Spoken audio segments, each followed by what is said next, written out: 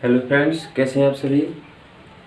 मैं भागतिन गौतम आप सभी का एक बार फिर से अपने यूट्यूब चैनल परफेक्ट एजुकेशन में बहुत बहुत स्वागत करता हूं। दोस्तों, जैसा कि आप जानते हैं कि हम पिछली 5 क्लासों में आपके लिए वास्तविक संख्या क्या होती है पूरी exercise by exercise step by step हर एक क्वेश्चन को हमने बताया, सॉल्व करके दिखाया है। तो जो हमारा नेक्स्ट चैप्टर का नाम है बहुपद, पॉलिनोमियल्स। ठीक है, तो आज हम बहुपद के बारे में पढ़ाएंगे। तो बहुपद क्या होता है, उसकी डेफिनेशन क्या होती है, डेफिनेशन के अलावा उसमें जितने भी क्वेश्चन शामिल होंगे उनको हम एक एक करके सॉल्व करेंगे। तो दोस्तों, हम ले चलते हैं बहुपद पर।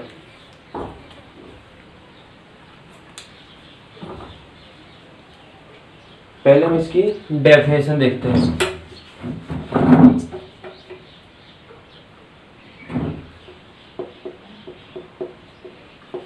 बहुपद, बहुपद को इंग्लिश में बोलते हैं पॉलिनोमियल्स।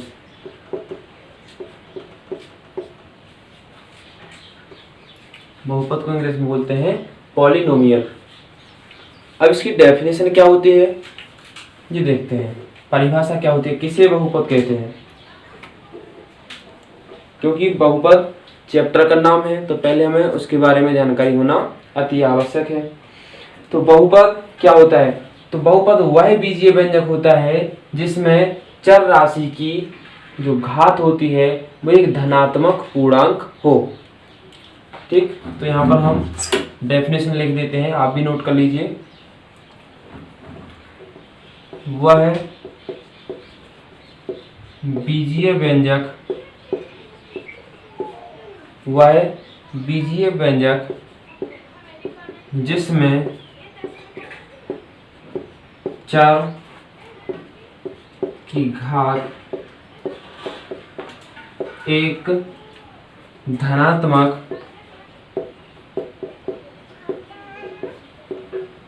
पूर्णांक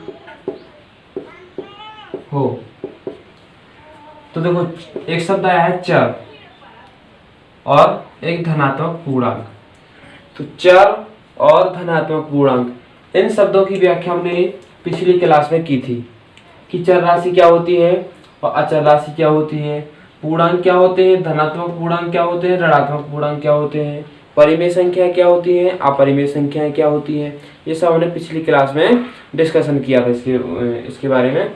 तो जिन्होंने पिछली क्लास में नहीं देखी है तो उनकी लिंक हम इसी वीडियो के डिस्क्रिप्शन बॉक्स में डाल देंगे, वहां से आप जाकर के पहले उनको देख सकते हैं।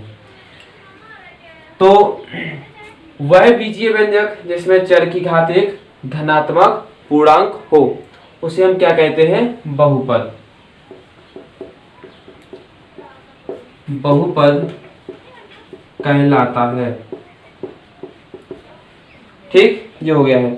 अब बहुपद का व्यापक रूप, बहुपद की घात, द्विघात बहुपद यानी बहुपद के प्रकार, इनको हम आगे पढ़ेंगे। तो बहुपद की डेफिनेशन है जो, उसको बिल्कुल क्लियर हो जाना चाहिए। वह बीजीय व्यंजक जिसमें चर की घात एक धनात्मक पूर्णांक हो। ठीक, उदाहरण के लिए जैसे 2x + 3, यहाँ पर हम देखेंगे ये राशि तो है अचर, यहाँ पर हम केवल इसको देखेंगे चर राशि को, क्योंकि इसमें स्पेशली बताया है कि चर की घात। ठीक है, तो घात अगर किसी की घात 100 नहीं होती है तो वहां पर घात 1 मानी जाती है। ठीक है, कहते हैं कि सबका मालिक 1, यानी जिसकी कोई नहीं होती है घात तो उसका 1 होता है। ठीक, जिसका कोई नहीं होता है उसका 1 माना जाता है, चाहे गुणा में ले लो, चाहे भाग में और चाहे घात में। यहाँ पर x की कोई घात नहीं है तो 1 मानी जाएगी। ठीक, यहाँ पर भी देख लें, अगर इसकी घात कुछ नहीं है तो यहाँ पर भी इसकी घात 1 मानी जाएगी। गुणा में देख सकते हैं, कुछ नहीं है, गुणा में 1 माना जाएगा। भाग में भी कुछ नहीं है, 1 माना जाएगा। तो इस प्रकार से हम कह सकते हैं कि सबका मालिक 1। तो ये हो गया है। तो यहाँ पर देखेंगे 2x + 3, 2x प्लस 3। यहाँ पर हम केवल चर राशि को देखेंगे। चर क्या है इसमें? x। तो यहाँ पर एक है जो एक, यहाँ पर ये घात दी गई है एक, वो कैसी है? एक धनात्मक भी है, धनात्मक के साथ साथ एक पूर्णांक भी है। पूर्णांक का मतलब होता है एक पूरी संख्या, मतलब दशमलव में ना हो, तो ये दशमलव में नहीं है, ये पूरी संख्या है। अब हम बहुपद जो नहीं है उसका हम एक उदाहरण देते हैं। जैसे मान लो यहाँ पर हम लिख दें रूट x, ठीक, रूट x या 1/x ये लिख दें, तो यहाँ पर क्या होगा? इसकी घात यहाँ पर भी एक मानी जाएगी, लेकिन जब इसको ऊपर ले जाएंगे तो इसकी घात क्या हो जाएगी? -1। x की घात -1 हो जाएगी। यहाँ से हम इसको ले जाएंगे तो -1 हो जाएगी। अब यहाँ पर देखेंगे -1 है, तो यहाँ पर बताया गया था धनात्मक पूर्णांक, तो यहाँ पर धनात्मक नहीं है, पूर्णांक तो है लेकिन धनात्मक नहीं है, ऋणात्मक है, तो ये बहुपद नहीं कहलाएगा। ठीक, यहाँ पर रूट x के लिए देखें तो रूट x जिस संख्या पर, चाहे वो चर हो चाहे अचर हो, जिस भी संख्या पर रूट लग जाता है उसका मतलब होता है कि उसकी घात आधी है। यहाँ पर इसको हम लिख सकते हैं x की घात 1/2, x की घात 1/2, और 1/2 का मतलब होता है आधा, यानी 0.5, यानी ये पूर्णांक नहीं है, घात पूर्णांक नहीं है, भला ही ये धनात्मक है लेकिन ये पूर्णांक नहीं है, इसलिए ये बहुपद नहीं कहलाएगा। तो बहुपद की परिभाषा सीधी सी, वह बीजीय व्यंजक जिसमें चर की घात, केवल हमें चर देखना है, अचर से कोई मतलब नहीं है। अचर पर चाहे रूट लगा हो, चाहे घात माइनस में हो और चाहे प्लस में, उससे कोई मतलब नहीं, हमें केवल चर राशि देखना है। तो वह बीजीय व्यंजक जिसमें चर की घात एक धनात्मक पूर्णांक हो बहुपद कहलाता है। तो समझ में आ गया है बहुपद, ये हो गया। अब इसके बाद देखते हैं हम बहुपद का व्यापक रूप। बहुपद का व्यापक रूप क्या होता है? बहुपद का व्यापक रूप, बहुपद का व्यापक रूप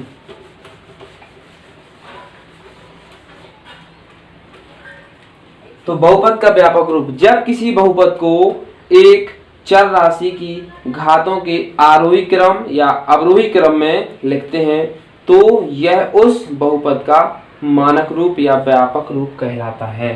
ठीक है, अगर हम उसकी घातों के अनुसार चाहे आरोही क्रम में चाहे अवरोही क्रम में, ठीक, लिख दें, यानी व्यवस्थित कर दें आरोही क्रम में या अवरोही क्रम में, तो वो क्या कहलाता है? बहुपद का व्यापक रूप कहलाता है। ठीक, जैसे उदाहरण के लिए लिख दें हम 6x की पावर 5,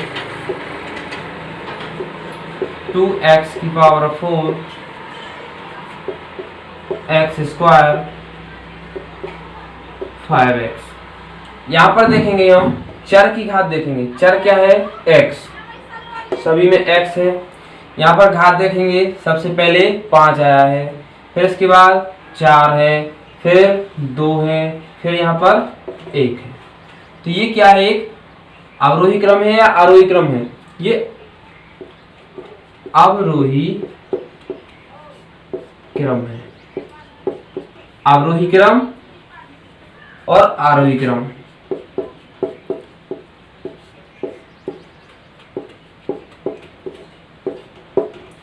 आरोही क्रम और अवरोही क्रम क्या होते हैं, थोड़ी इनके बारे में देख लेते हैं। अवरोही क्रम का मतलब होता है ऊपर से नीचे की ओर आना। जैसे सभी के घर में जीना होगा, सीढ़ियां होगी, ठीक है, तो जब ऊपर से नीचे की ओर आते हैं तो वो होता है अवरोही क्रम, और जब नीचे से ऊपर की ओर होता है तो वो होता है आरोही क्रम। ठीक, यानी छोटे से बड़े की ओर, छोटे से बड़े की ओर तो हो गया आरोही क्रम। ठीक, और अवरोही क्रम यानी ऊपर से नीचे की ओर, यानी बड़ी संख्या से छोटी संख्या की ओर जब जाते हैं तो होता है अवरोही क्रम, और छोटी संख्या से बड़ी संख्या की ओर बढ़ते हैं तो वो होता है आरोही क्रम। तो यहाँ पर हमने ये अवरोही क्रम में लिख दिया है, अवरोही क्रम। अवरोही क्रम में लिखने पर ये एक व्यवस्थित हो गया है। ठीक, ये बहुपद है जो वो व्यवस्थित हो गए हैं अवरोही क्रम में। तो ये कहलाएगा बहुपद का जो अवरोही क्रम में इसको हमने बैठा दिया, व्यवस्थित कर दिया है, तो ये बहुपद का क्या कहलाएगा? मानक रूप या व्यापक रूप। ठीक, ये हो गया है व्यापक रूप। अब बहुपद की घात कैसे निकालते हैं वो देखते हैं। बहुपद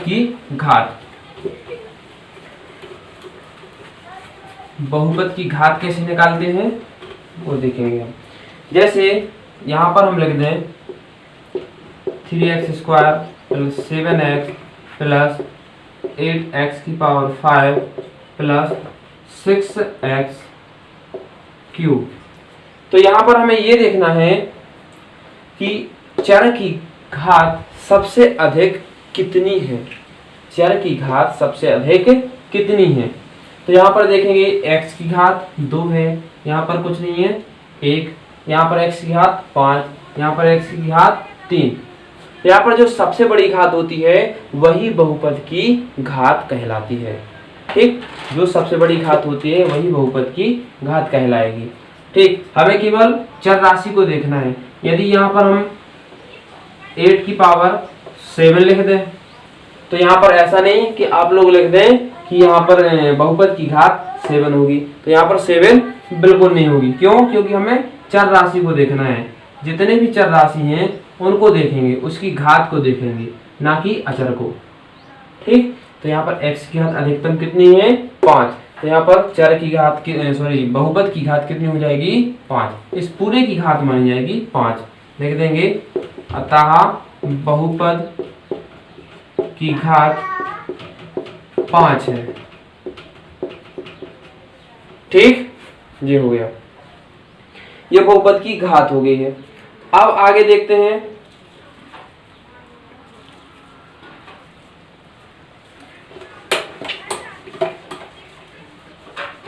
ये तो हो गई है बहुपद के बारे में बेसिक जानकारी। अब इसके बाद हम एक्सरसाइज पर पहुंचते हैं। एक्सरसाइज स्टार्ट करते हैं। इसमें कुछ क्वेश्चन दिए गए हैं, इसको सॉल्व करेंगे हम।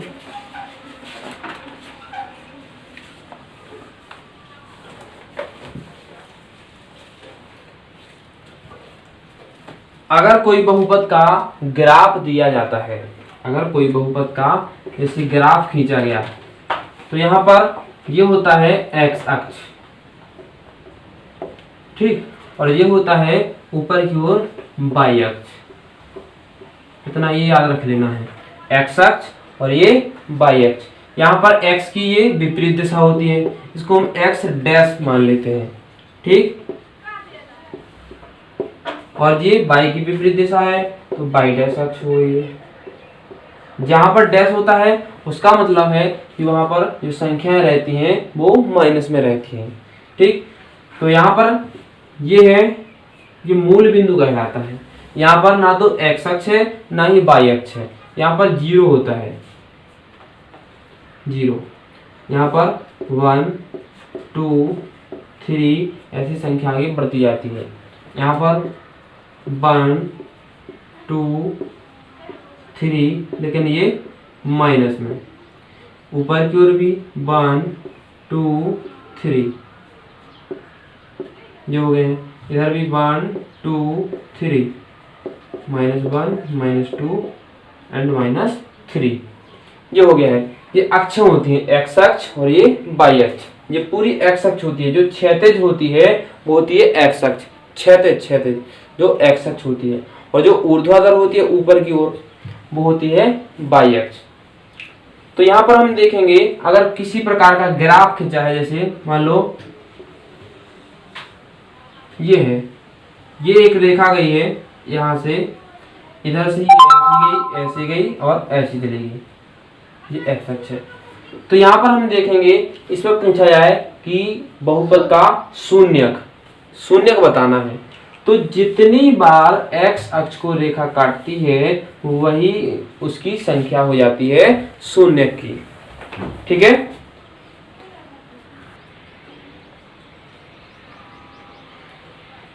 तो ये रेखा जो होती है x अक्ष को जितनी बार काटती है तो वही काटने वाली संख्या उसकी शून्य कहलाती है।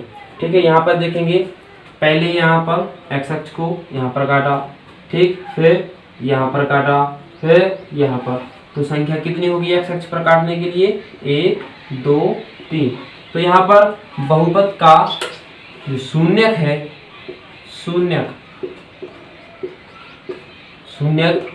शून्यकों की संख्या हो जाएगी 3, 1 2 3। यहाँ पर हमें केवल x अक्ष को देखना है, y अक्ष से कोई मतलब नहीं, चाहे y अक्ष को काटे अथवा ना काटे, इससे कोई मतलब नहीं। जैसे मान लो दूसरी संख्या, दूसरी रेखा यहाँ से गई और यहाँ से वापस आ गई, तो यहाँ पर देखेंगे x अक्ष पर 1 और 2, तो शून्यकों की संख्या कितनी? 2। ठीक, अगर मान लो सीधी निकल गई कोई रेखा, तो यहाँ पर x अक्ष पर देखेंगे, x अक्ष पर कितनी जगह पे काटा है? एक भी जगह पे नहीं काटा है, तो यहाँ पर शून्यकों की संख्या कितनी हो जाएगी? 0। कितनी हो जाएगी? 0। तो ये हो गए हैं शून्यक। ठीक है, तो इसकी पहली एक्सरसाइज में हमें केवल शून्यक ही बताना है, शून्यक ही बताना है। 2.1 है इसका, लिखा है पहला क्वेश्चन, किसी बहुपद px के लिए y बराबर px का ग्राफ नीचे आकृति में दिया गया है। प्रत्येक स्थिति में px के शून्यकों की संख्या ज्ञात कीजिए। यानी जितने भी शून्यक आएंगे ग्राफों में देख करके, तो उसको हमें बताना है कि शून्यक कितने हैं। तो ग्राफ में x अक्ष और y अक्ष तो आप लोगों के लिए बिल्कुल अच्छे से समझ में आ गया होगा। जिसको नहीं आया है तो वो यहाँ पर क्वेश्चन में जो फिर से डिस्कशन हुआ उसको ध्यान से देखते जाए। ये हो गई है x अक्ष और ये होती है y अक्ष। ठीक, तो यहाँ पर जैसे पहला क्वेश्चन है, यहाँ पर एक रेखा इधर से सीधी निकल गई है, ठीक, यहाँ पर सीधी जा रही है, तो यहाँ पर हम देखेंगे x अक्ष को ये एक जगह भी नहीं छू रही है। ठीक, एक जगह पर भी इसने टच नहीं किया है इस रेखा में, तो यहाँ पर शून्यकों की संख्या कितनी होगी? 0। तो पहले के लिए कितनी हो जाएगी? शून्यकों की संख्या 0 हो जाएगी। दूसरे में देखते हैं, दूसरे में क्या है, इसको हम साफ कर देते हैं। दूसरे में एक रेखा इधर से गई और ऐसे निकल गई, तो यहाँ पर देखेंगे x अक्ष पर कितनी जगह पर काट रहा है?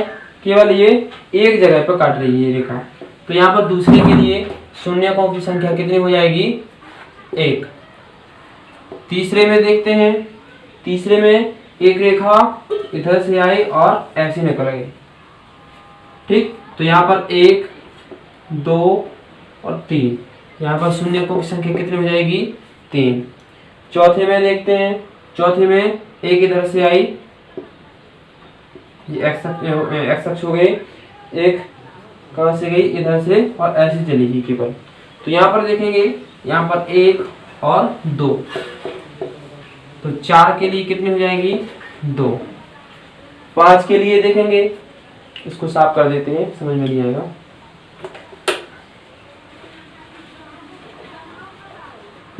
तो इतना तो आप सभी के लिए समझ में आ ही गया होगा कि शून्यकों की संख्या कैसे निकाली जाती है। तो पांचवा जो है इधर से ऐसे ऐसे और ऐसे और ऐसे, ये कुछ इस प्रकार से, एक यहाँ पर कट रहा है, दूसरा यहाँ पर, तो तीसरा यहाँ पर और चौथा यहाँ पर, यानी 4 जगह पर ये टच कर रही है रेखा x अक्ष को। तो पांचवें के लिए कितनी हो जाएगी? शून्यकों की संख्या 4। इसी प्रकार से 6 के लिए, तो 6 में कितनी है?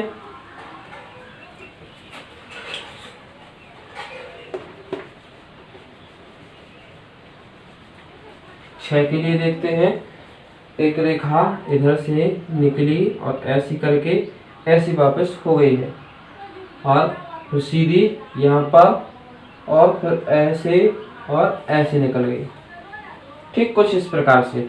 तो यहाँ पर देखेंगे टच करी हो चाहे छू मतलब इसको भेद भेद भेद दी हो, ठीक है। कोई रेखा चाहे एक्स अक्ष को टच कर रही हो और चाहे उसको भेद करके निकल रही हो, तो वो उसका शून्यकों की संख्या में ऐड कर देती है। तो 1, 2 और 3, तो यहाँ पर शून्यकों की संख्या हो जाएगी 3, 6 के लिए 3 हो जाएगी। तो ये हो गया है।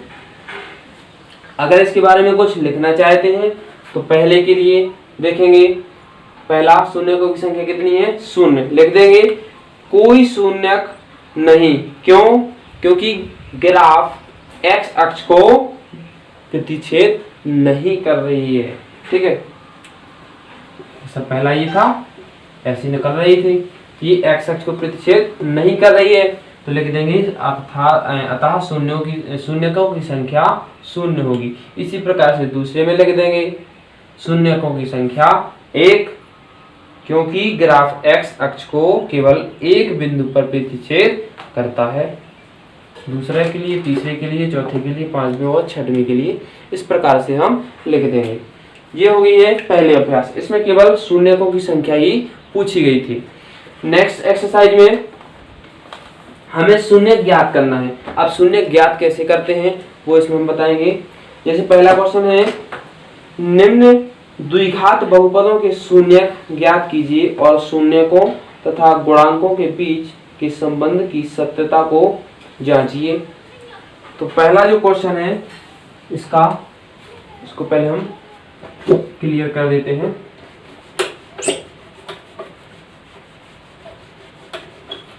तो दोस्तों, अगर वीडियो अच्छी लग रही हो तो कृपया लाइक कर दें, और जो चैनल पर पहली बार हो विजिट कर रहे हो तो चैनल को सब्सक्राइब जरूर करें, और अपने फ्रेंड्स में शेयर करना बिल्कुल ना भूलें।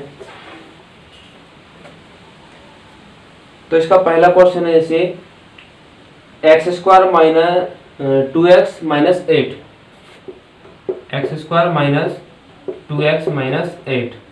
तो यहाँ पर हमें इसके शून्यक निकालना है। तो शून्यक निकालने के लिए इसके हमें पहले गुणनखंड करना पड़ेगा। तो गुणनखंड क्या होते हैं ये आप सभी लोग अच्छे से जानते ही होंगे। तो गुणनखंड का मतलब होता है किसी व्यंजक के किसी बीजीय व्यंजक के 2 या 2 से अधिक टुकड़े जो आपस में गुणा से जुड़े हों। जैसे मान लो 8 है, 8 के हम 2 टुकड़े कर देते हैं, 4 × 2 या 2 × 2 × 3। तो यहाँ पर देखेंगे 8 के पहले में तो 4 और 2 ये 2 टुकड़े हैं, लेकिन ये दोनों टुकड़े आपस में गुणा के चिन्ह से जुड़े हुए हैं, इसीलिए 4 और 2 इसके क्या हो जाएंगे, गुणनखंड। खंड का मतलब होता है टुकड़े, ठीक, और गुणन का मतलब जो गुणा से जुड़े हों। इसी प्रकार से यहाँ पर देखेंगे 2 × 2 × 2, यानी इसके 3 टुकड़े कर दिए हैं और तीनों टुकड़े आपस में गुणा से जुड़े हुए हैं, तो ये गुणनखंड है। तो अब यहाँ पर हम इसकी गुणनखंड करते हैं। तो गुणनखंड करने के कुछ नियम होते हैं, उनको हमें फॉलो करना पड़ता है। तो हम कुछ नियम यहाँ पर बता रहे हैं, बिल्कुल ध्यान से देखना है, ठीक। तो यहाँ पर हमें सबसे पहले ये देखना है कि जो स्क्वायर वाला पद है, x² वाला पद है, वो उसके गुणांक में कितना है। अगर गुणांक में केवल 1 है, ठीक, कुछ नहीं है, माने 1 है, तो हम क्या करेंगे, अचर पद को देखते हैं, ठीक, केवल अचर पद को देखते हैं। अचर पद के हमें 2 टुकड़े करना होता है, ठीक, यानी हमें इसके अभाज्य गुणनखंड निकालने पड़ते हैं। अब अभाज्य गुणनखंड ऐसे निकालेंगे कि हमें 2 संख्या चाहिए कि गुणा करने पर चाहिए हमें 8 और घटाने पर चाहिए 2। 2 संख्याएं ऐसी ढूंढना है हमें कि गुणा करने पर चाहिए 8 और घटाने पर चाहिए 2। तो यहाँ पर 2 संख्याएं हैं, 4 और 2। 4 दूनी 8 और 4 में से 2 घट जाएंगे तो 2 बचेंगे। अब इनमें ये 2 चिन्ह होते हैं, ये बहुत ही महत्वपूर्ण हैं। अगर इन चिन्हों को समझ लिया तो गुणनखंड करने में कोई किसी भी प्रकार की समस्या उत्पन्न नहीं होगी। तो यहाँ पर अगर माइनस का चिन्ह है तो यहाँ पर हमें ये बीच की संख्या जो चाहिए वो घटाने पर चाहिए। अगर यहाँ पर प्लस का चिन्ह है तो यहाँ पर ये संख्या हमें कैसे चाहिए, जोड़ने पर प्राप्त चाहिए। ठीक, यानी जैसे मान लो यहाँ पर माइनस लगा है 2x माइनस 8, यानी दो संख्या में से ढूंढना है कि गुणा करने पर तो हमें अचर पद चाहिए ही, लेकिन इस चिन्ह के अनुसार अगर ऋण का लगा है यानी तो घटाने पर 2 चाहिए, अगर धन का लगा होता तो जोड़ने पर 2 चाहिए। ठीक, तो जैसे ऋण लगा है तो हमें घटाने पर 2 चाहिए और गुणा करने पर तो 8 ही चाहिए, तो 4 दूनी 8, ये तो हो गया है, लेकिन घटाने पर हमें 2 चाहिए, तो 4 में से 2 घटा देंगे तो 2 बचेगी। और यहाँ पर ये चिन्ह क्या बताता है, ये बड़ी संख्या को बताता है, ये बड़ी संख्या को प्रदर्शित करता है कि अगर दो संख्याएं ढूंढ लेते हैं जैसे 4 और 2, 4 और 2, तो इनमें से जो बड़ी संख्या होगी वो इस चिन्ह के अनुसार होगी, इस चिन्ह के अनुसार। अगर यहाँ पर माइनस है तो बड़ी संख्या माइनस की, और अगर प्लस है तो बड़ी संख्या प्लस की। ठीक, तो जैसे हम इस चीज को हल कर लेते हैं, क्या है x स्क्वायर माइनस के 2x माइनस 8, तो हमें दो संख्या में लगी है 4 और 2, तो यहाँ पर हमें पहली संख्या को ज्यों का त्यों लिख लेना है माइनस, यहाँ पर बड़ी संख्या पहले लिखते हैं, 4 और 2 में माइनस का है यानी बड़ी संख्या माइनस की आ जाएगी। ठीक, और यहाँ पर ये है बड़ी संख्या माइनस की, और ये चिन्ह बताता है, ये वाला चिन्ह एक तो ये बताता है कि घटाने पर चाहिए या जोड़ने पर चाहिए, और दूसरी चीज ये बताता है कि अगर माइनस है तो एक संख्या प्लस की और एक संख्या माइनस की, और अगर प्लस आ जाता है यहाँ पर प्लस आ जाता है तो दोनों संख्याएं समान चिन्ह की होंगी, या तो माइनस माइनस की या प्लस प्लस की। ये दो चीजें ये चिन्ह बताता है, और ये चिन्ह केवल एक संख्या बताता है, बड़ी संख्या को। ठीक है, तो यहाँ पर हम देखते हैं कि यहाँ पर माइनस लगा है क्योंकि यहाँ पर ये संख्या में चाहिए गुणा करने पर, जब माइनस माइनस का गुणा होता है तो प्लस हो जाता है, और एक संख्या प्लस की और एक संख्या माइनस की तो हमेशा माइनस ही आता है। तो यहाँ पर माइनस है तो जो कि हमने एक संख्या माइनस की ले ली तो ऑब्वियसली दूसरी संख्या प्लस की आएगी, तो दूसरी संख्या क्या थी हमारी 2, और x तो यहाँ पर है तो माइनस के 8 जो की तो।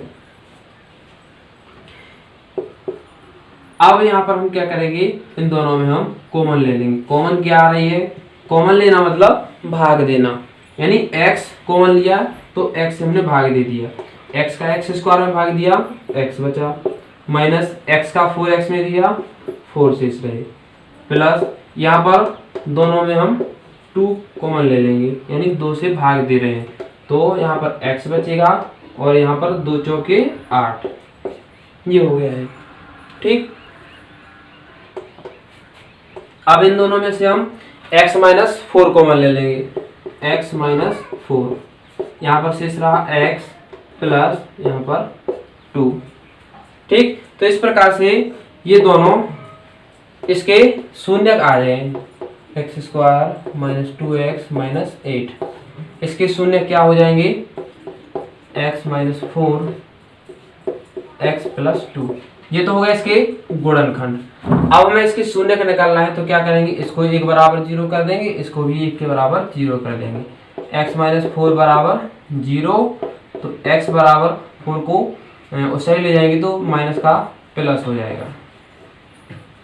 ठीक, एक तो ये आ गई संख्या, दूसरी है x प्लस 2 को हम 0 कर देंगे, 0 के बराबर कर देंगे, तो x बराबर आ जाएगा माइनस 2। तो ये दो संख्याएं निकल के आई हैं 4 और माइनस 2, 4 और माइनस 2, तो यही हो जाएंगे इनके शून्यक। तो शून्य कौन कौन से आ गए हैं, 4 और माइनस 2। इसके लिए एक और बहुत ही अच्छी शॉर्ट ट्रिक है। ठीक है, और शॉर्ट ट्रिक वो केवल उसी में लागू होती है जब x स्क्वायर वाले पद में किसी संख्या का गुणा ना हो, यानी उसका गुणांक केवल 1 हो। तो वो शॉर्ट ट्रिक भी हम बता देते हैं।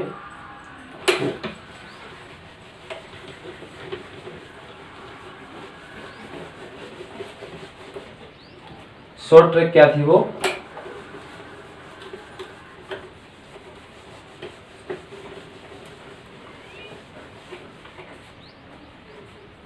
जैसे यहाँ पर x square minus 2x minus 8 है, ठीक। तो यहाँ पर हमने दो संख्याएं ढूंढी थी, ठीक है। एक तो हमने 4 ढूंढी थी और एक 2 ढूंढी थी। तो यहाँ पर बड़ी संख्या 4 है तो इस चिन्ह के अनुसार आएगी, माइनस के अनुसार यहाँ पर हमने माइनस लगा दिया। और ये चिन्ह बता रहा है कि जब एक संख्या प्लस की है और एक संख्या माइनस की है, तो जब ये माइनस की होगी तो ये अपने आप प्लस की हो जाएगी।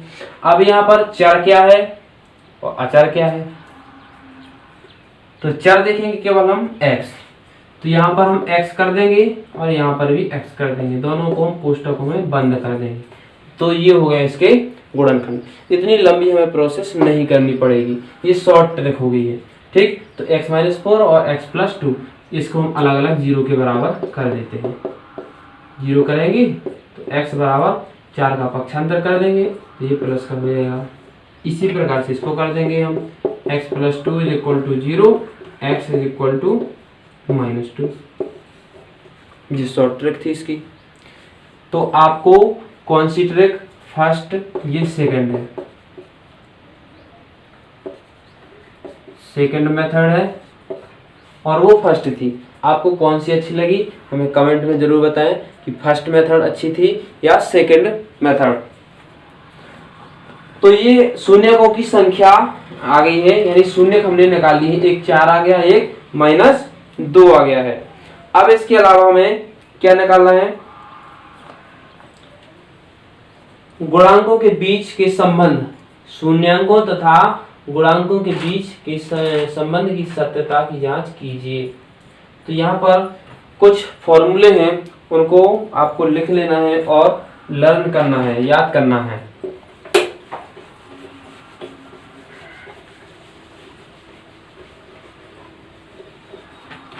तो फॉर्मूले हैं उनको लिख लें। शून्यकों का योग और शून्यकों का गुणनफल। शून्यकों का योग होता है माइनस एक्स स्क्वायर का गुणांक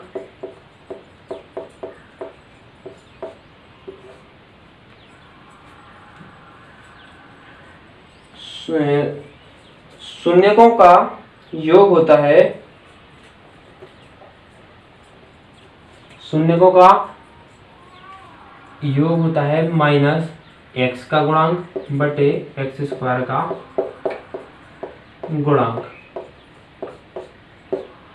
इसी प्रकार से शून्यकों का गुणनफल, इसमें माइनस ही होता है, इसमें प्लस ही रहता है, अचर पद बटे एक्स स्क्वायर का गुणांक। ये फॉर्मूले हैं। शून्यकों का योग बराबर होता है माइनस एक्स का गुणांक और बटे एक्स स्क्वायर का गुणांक, और शून्यकों का गुणनफल बराबर होता है अचर पद बटे एक्स स्क्वायर का गुणांक। ये दो फॉर्मूले हैं, ये काफी इंपॉर्टेंट है, ठीक। आगे पूरे इसमें बहुपद में, आगे द्विघात समीकरण में इनको बहुत ही याद करने की जरूरत है, तभी इसको हम कर पाएंगे। तो इसमें हमें सत्यता निकालना है, तो इन्हीं दोनों फॉर्मूलों का हमें यूज करना है, ठीक है, इन्हीं का यूज करना है। एक हम हल करके दिखा देते हैं पहला ही, जैसे हमने उसके शून्य तो निकाल ही लिए थे, एक तो आ गया था 4, एक आ गया था -2, ठीक। तो यहाँ पर हम शून्यकों का योग निकाल के देखते हैं, शून्यकों का योग। तो शून्यकों का योग कितना था, शून्यकों का योग यानी 4 प्लस -2 बराबर कितना हो रहा है, 4 में से 2 घटा देंगे 2 बचेगा। ठीक, और यहाँ पर ये हमारा फॉर्मूला था x² माइनस 2x माइनस 8। यहाँ से देखेंगे तो ये कितना आ रहा है, माइनस एक्स का गुणांक, माइनस लगा दिया, x का गुणांक कितना है -2 बटे x² का गुणांक, x² का गुणांक कितना है 1। हमने पहले ही बताया था कि जिसके गुणा में, जिसकी घात में, जिसके बटे में कुछ नहीं होता है उसका 1 माना जाता है, यानी सबका मान लेख 1। तो यहाँ पर 1 आ जाएगा, तो माइनस माइनस का गुणा होगा तो 2 यानी 1 यानी 2 आ गया। तो यहाँ पर 2 यहाँ से भी आ गया था और इस फॉर्मूले से भी आ गया है। तो ये तुम्हारी जांच हो गई है योग की। अब है शून्यकों का गुणनफल, शून्यकों का गुणनफल, गुणनफल भी करके देख लेते हैं। 4 दूनी 8, माइनस के 8 हो जाएंगे, और यहाँ पर भी देख लेंगे हम -8 यहाँ पर भी है, ये भी इसकी सत्यता की पुष्टि हो चुकी है। तो यहाँ पर हम शून्यकों का योग, शून्यकों का गुणनफल, ये सारे के सारे फॉर्मूले से और यहाँ से जो निकल के आए हैं शून्यक, उनको हम जोड़ के और गुणा करके इसकी पुष्टि कर सकते हैं। तो ये पहले के 6 क्वेश्चन दिए गए हैं, इनको करना है आप लोगों को। एक क्वेश्चन और करके दिखाते हैं हम। ठीक, इसका दूसरा क्वेश्चन करके दिखाते हैं, बाकी इसके क्वेश्चन आप लोग करोगे। तो शून्यकों का गुणनफल, शून्यकों का योगफल, इन फॉर्मूलों को आपको बिल्कुल कंठस्थ याद कर लेना है, रट लेना है। तो शून्यकों का योगफल कितना होता है, -x का गुणांक बटे x² का गुणांक, और शून्यकों का गुणनफल अचर पद बटे x का गुणांक। इसका सेकंड क्वेश्चन क्या है, सेकंड है 4s² minus 4s plus 1, 4s² minus 4s और प्लस 1। तो अभी एक कंडीशन थी कि अचर पद में जो स्क्वायर वाला पद होता है, x² वाला पद, उसमें अगर संख्या यानी गुणांक उसका कितना 1 है, तो उसके लिए हमने एक शॉर्ट ट्रिक भी बताई थी, सेकंड मेथड जिसे बोलेंगे। ठीक, लेकिन इसके लिए कोई सेकंड मेथड नहीं है, इसके लिए तो वही फर्स्ट मेथड ही लागू होगी। तो यहाँ पर हम देखते हैं कि अगर x² वाले पद के साथ कुछ संख्या गुणा में रहती है, तो इसका हम गुणा यहाँ पर करके संख्या मानते हैं, ढूंढते हैं, दो संख्या जो ढूंढते थे हम उसको यहाँ पर गुणा कर देते हैं। तो 4 का हम 1 में गुणा कर देंगे, कितनी हो गई है 4 एकम 4। अब हम दो संख्याएं ढूंढेंगे कि जिनका गुणा करने पर 2 आ जाए, और यहाँ पर ये प्लस लगा है तो यानी जोड़, और उन्हें जोड़ने पर 4 आ जाए। ठीक है, जोड़ने पर 4 आ जाए और गुणा करने पर भी 4 आ जाए। तो गुणा करने पर 4 चाहिए और जोड़ने पर भी 4 चाहिए। तो 2 और 2, 2 दूनी 4 और 2 और 2 4 हो जाएंगे। ठीक है, अब यहाँ पर हम देखते हैं, हमने ये चिन्हों के बारे में भी बताया था कि अगर यहाँ पर प्लस है, यहाँ पर प्लस है, तो जोड़ने पर तो चाहिए ही, साथ में ये इन दोनों संख्याओं के चिन्ह भी बताता है कि अगर प्लस है तो दोनों संख्याएं एक ही चिन्ह में होंगी, चाहे माइनस माइनस या प्लस प्लस। तो और ये चिन्ह बताता है कि अगर यहाँ पर माइनस लगा है तो बड़ी संख्या माइनस की होगी, और अगर प्लस लगा है तो बड़ी संख्या प्लस की होगी। तो जो कि संख्या दोनों बराबर हैं तो दोनों माइनस माइनस की हो जाएंगी, क्योंकि बड़ी संख्या जब माइनस में आएगी तो एक को मान लेंगे, इसको बड़ी मान लेंगे, तो जब ये दोनों बराबर हैं तो दोनों माइनस माइनस के हो जाएंगे। तो अब इसको हम दो भागों में तोड़ देते हैं। 4s² minus 2s minus 2s plus 1, इन दोनों में हम 2s कॉमन ले लेते हैं, कितने बचेंगे 2s माइनस 1, यहाँ पर हम -1 कॉमन ले लेते हैं, तो 2s माइनस 1। यहाँ पर हम 2s माइनस 1 कॉमन ले लेते हैं, बचेगा 2s माइनस 1। ये हो गया है। ठीक, यहाँ पर s का मान निकालें, s का मान निकालते हैं। यहाँ पर हम ऐसा कह सकते हैं, जब 2s माइनस 1 दो बार आ गया है तो 2s माइनस 1 का होल स्क्वायर लिख देंगे। ठीक, होल स्क्वायर। अब हमें s का मान निकालना है तो क्या करेंगे, हम इसको पूरे को 0 के बराबर कर देंगे। तो 0 के बराबर कर देंगे तो हो जाएगा s बराबर आ जाएगा 1/2, वो प्लस माइनस का। ठीक, क्योंकि स्क्वायर हटाते हैं तो प्लस माइनस का आता है। ठीक, तो 1/2 आएगा, एक इधर जाएगा प्लस का हो जाएगा और 2 गुणा की संख्या है वो इसके बटे में पहुंच जाएगी। 1/2 प्लस माइनस कहेंगे। तो ये हो गई है। अब क्या करेंगे, हम इसकी पुष्टि कर लेंगे। ठीक है, इसकी हम पुष्टि कर लेते हैं। अब इसकी पुष्टि कैसे होगी, तो इसके शून्यकों का गुणनफल, शून्यकों का योगफल ये निकाल लेंगे। तो शून्यकों का योगफल और शून्यकों का गुणनफल हमने पिछले क्वेश्चन में करके बताया था, वो आप लोग निकाल लेंगे। तो ये हो गई है इसकी सेकंड एक्सरसाइज। अब इसमें क्या हुआ, शून्यकों का योग और शून्यकों का गुणनफल अगर दिया रहता है तो इसके लिए हमें एक बहुपद बनाना है। तो बहुपद के लिए एक फॉर्मूला होता है, इस फॉर्मूले को आपको बिल्कुल अच्छी तरह से याद कर लेना है, वो हम बता दे रहे हैं। बाकी जितने क्वेश्चन हैं आप स्वयं करेंगे, क्योंकि जब हम पूरा ही करते जाएंगे तो आप लोग क्या करोगे,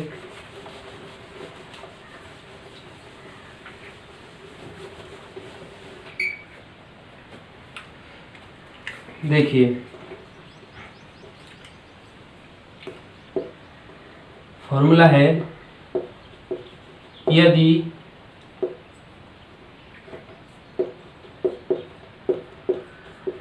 शून्यक दिए गए हैं, यदि शून्यक दिए गए हों तो बहुपद बराबर होता है x² माइनस शून्यकों का योग गुणा x प्लस शून्यकों का गुणनफल। ये फॉर्मूला है, बहुपद बराबर होता है x² माइनस शून्यकों का योग गुणा x प्लस शून्यकों का गुणनफल। ये होता है बहुपद का सूत्र। अगर शून्यक दिए गए हैं, जैसे मान लो अगर 4 और 2, ये 2 शून्यक दिए गए हैं, अब कहा जाए कि बहुपद बताओ, इसका बहुपद बना के दिखाओ मैं, तो क्या हो जाएगा, x² माइनस शून्यकों का योग, इन दोनों को हम जोड़ देंगे, 4 और 2 6, और साथ में गुणा क्या है x का, प्लस शून्यकों का गुणनफल, इन दोनों का हम गुणा कर देंगे, 4 दूनी 8। ये बहुपद तैयार हो गया है। ठीक, फिर से बता देते हैं, जैसे 2 शून्यक दिए गए हैं 4 और 2, तो इन दोनों की सहायता से हमें क्या बनाना है, बहुपद। तो बहुपद का सूत्र क्या होता है, x² माइनस शून्यकों का योग गुणा x प्लस शून्यकों का गुणनफल। तो x² तो ये लिखना ही है, x² लिख दिया, माइनस माइनस शून्यकों का योग, तो इन दोनों शून्यकों को हम जोड़ देंगे, योग का मतलब जोड़ना, तो 4 और 2 6 और गुणा x, ये हो गया है, प्लस शून्यकों का गुणनफल, तो 4 और 2 का गुणा कर देंगे, 4 दूनी 8, ये बहुपद बन गया है। तो इस प्रकार से समस्त क्वेश्चन जो दिए गए हैं कि इनके शून्यक दिए गए हैं, तो इनसे हमें बहुपद बनाना है, तो इसको हम बना सकते हैं। इस एक्सरसाइज में इतना ही, तो मिलते हैं अगली क्लास में, जिसमें हम इसके बारे में कुछ और जानकारी करते हैं, जैसे बहुपदों का भाग करना, गुणा करना, जोड़ना, जिसे हम अगली क्लास में देखते हैं। जिन्होंने वीडियो को लाइक नहीं किया है, वीडियो को लाइक कर लें, सब्सक्राइब कर लें चैनल को, और अपने दोस्तों में शेयर करना ना भूलें। ठीक है दोस्तों, thank you for watching this video. Have a nice day.